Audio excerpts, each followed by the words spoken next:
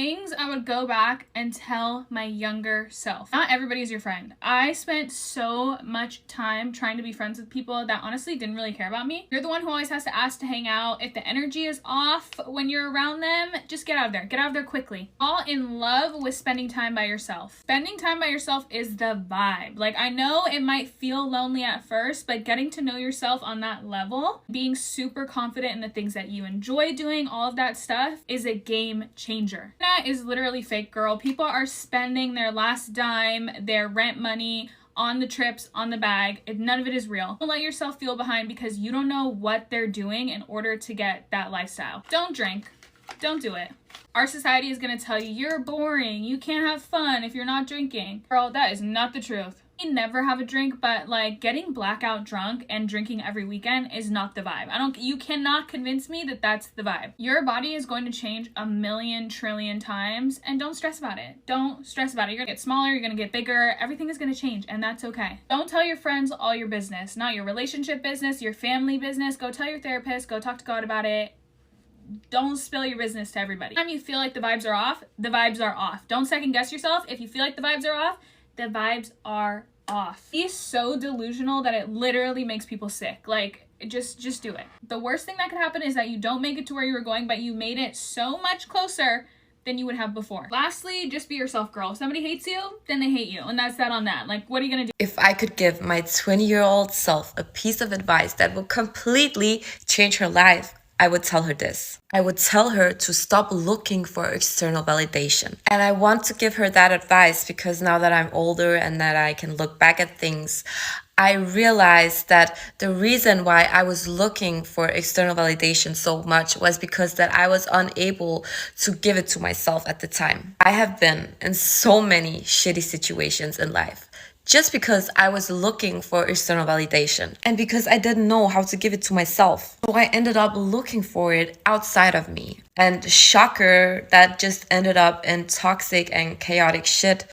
because, of course, what else did I expect? Because I got so disappointed when I didn't get that validation from others. And I just couldn't see, it was because I didn't know how to give it to myself. And that just goes to show in life when things aren't working out the way that you want them to, you shouldn't be asking like, why is this happening to me? No, you should be asking yourself, what is this trying to teach me? Because back then I realized all of those toxic and chaotic situations that I was in, they were all trying to teach me that I should go within myself and look for the validation that I wanted from myself. And the only way for me to do that was to connect with myself, to get to know myself. So if you're in a place in your life where you feel like you're constantly disappointed with other people because other people can't give you what you want or what you need, I think that it's time that you go within and ask yourself, are you giving yourself what you want and what you need? Because often we are just too scared to go within and admit to ourselves what the problem really is. And even if you don't think it has anything to do with you, it doesn't hurt you trying to ask yourself, okay, am I missing something? Am I giving myself everything that I want to be giving myself? Am I mad at them for not giving me what I want? Or am I mad at myself for not giving me what I want? Asking myself that question definitely changed my life, and I hope that if you do the same, that it will change yours too. Follow me for more videos like this. Here's 7 things I wish I could go back in time and tell my younger self. Sometimes no response is the best response. You don't have to over-explain yourself to people who don't care to understand. You are not defined by your past. You have the final say in choosing who you will become. Stay away from people who act like a victim in a problem that they created. Forgiveness does not mean forgetting. Make sure you don't put yourself back in harm's way. Don't confuse bad things happening to you with being a bad person. Experiencing abuse is not your fault. Don't worry so much about what other people think. As Bronnie Ware says, the #1 regret of the dying is this: I wish I had the courage to live the life true to myself, not the life others expected of me. See the caption for a bonus reminder. Bon appetit. Welcome back to my YouTube channel. Thank you so much for clicking. Kindly subscribe to this YouTube channel. So in today's video is something I've been thinking a lot about recently. If I could go back in time and give my younger self advice, what would I say? If I knew then, I think it could have saved me a lot of headache and confusion, especially when it comes to relationships, careers, choices, and just figuring out life general. So if you are in your early 20s or even in your teens, this video is especially for you. Okay, so first of all, the first piece of advice I give my younger self is don't rush into relationships. There is this pressure, especially when you are young, to find love or to be in a relationship. But I have learned that the most important relationship you can have is the one within yourself. Take the time to understand who you are, what you need, and what your boundaries are. I can't stress enough how valuable self love is. You're going to attract health relationships when you already feel whole and secure on your own. If I could go back, I would remind myself that it's okay to be single. In fact, it's often in those single seasons where we grew up the most. Okay, another thing is career advice. I tell myself to be fearless and take more risk. It's easy to feel like you have to stick to a specific path or settle for what feels safe. But the truth is, your 20s are time to experiment, fail, learn, and try again. I say, don't be afraid to pursue your passions, even if they don't make sense to everyone else. When you are young, you have the freedom to explore and make mistakes without as many consequences as looking back. I wish I started chasing my dreams earlier than waiting for the right moment. Sometimes the right moment is when you decide to act. Now let's talk about friendships. I tell my younger self to focus on quality over quantity. It's natural to want a big social circle when you are young, but as you get older you realize it's a meaningful connection that matters. Okay, it's okay if your circle gets smaller over time. What's important is having friends who genuinely support you, challenge you, and are there for you when times get tough. Don't hold on to toxic ones, one-sided friendship just for the sake of having company.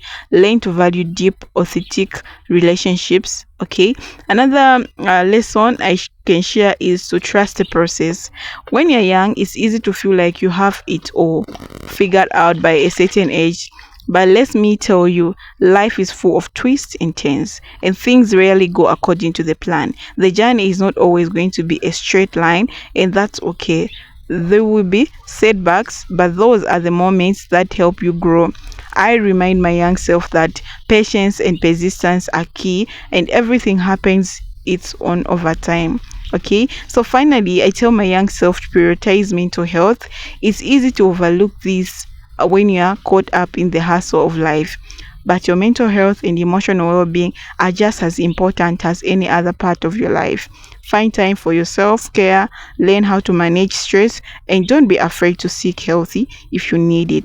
Life gets a lot of harder if you don't take care of your mind and your body, and the earlier you start, the better. So those are the main things I would tell my younger self. Love yourself first, be fearless, and your career, value your quality friendships, trust the process, and take care of your mental health. If you're younger and watching this, I hope these lessons can help you guide on your own journey. Let me know in the comment section what advice you can give your younger self. Okay, so I know there are a lot of people who watch me on this channel where you are 30s, you're in your 50s, you're in your 60s. What advice can you give us as young ones? Okay, or what advice can you give your younger self when you look back and reflect in your early 20s and you just realize, like, I wasted my early 20s, okay, doing nothing. You wanted to start something, but other people maybe they're telling you, oh, you're not good at this, you're good at this. But you need to trust yourself, because you know yourself better. Okay, and when you start something, it can't be perfect just there and then. It's a process. Okay, for example, if you start your job or you start work, if things are not going the right way, you need to check yourself, what are the right things you need to do for this job to work. Okay, yeah. So another thing, we come to relationship wise, when you're choosing a partner, choose the right one. Choose you have to note down the type of the partner you need to have in your life. Don't settle for less. Like, you don't have to settle for less. You have to make sure that this person goes in line with what you want as a person. Is this person supportive to what you want? Is this person selfish, or is this person there for you? Like, you need a partner who is supportive, especially when it comes to marriage. You know, marriage is a partnership. Okay, the marriage is not really based on love sometimes, but when you come together, you come as partners, you love each other, and you know, you have to support each other's back. When you bring an idea, your partner needs to like hear you out, and if they don't like it, or share, you know, you have to do this, you don't have to do this. And if you have a partner, he always against what you say, run for your life, because you know, you just have to have someone who is supportive. So thank you so much for watching. I really appreciate. I'll see you in my next episode. Bye bye.